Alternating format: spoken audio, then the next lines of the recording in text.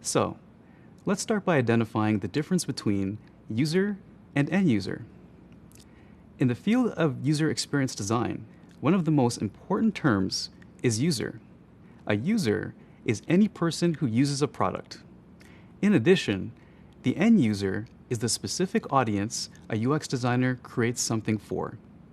Our goal as UX designers is to think about problems and needs from the end user's perspective and design an experience to meet those needs.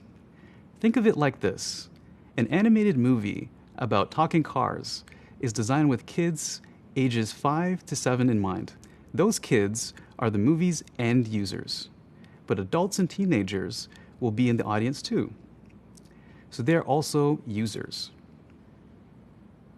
User experience is how a person, the user, feels about interacting with or experiencing a product.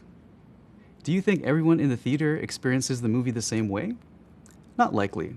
But if the end users, 5 to 7-year-old kids, stay focused, laugh a lot, and cheer at the end, it's safe to say it was a good user experience. On the flip side, if those kids don't want to watch the movie again, they probably had a bad user experience. When it comes to evaluating user experience, there are a few key questions to examine. Is the product easy to use? Is the product equitable? Does the product delight the user? Does the product solve the user's problem?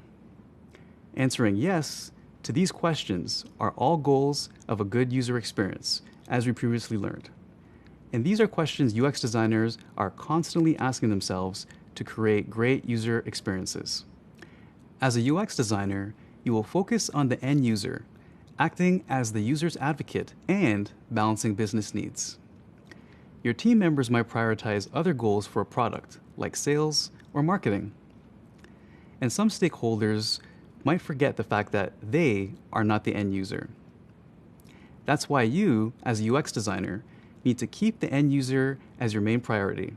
For example, imagine you're developing a children's toy. Your sales and marketing teammates might try to encourage parents to buy the toy. But ultimately, you need to design the toy to appeal to the child, who is your end user. Okay, now that you know the meanings of key terms like user, and user experience, so it's time to move on to frameworks.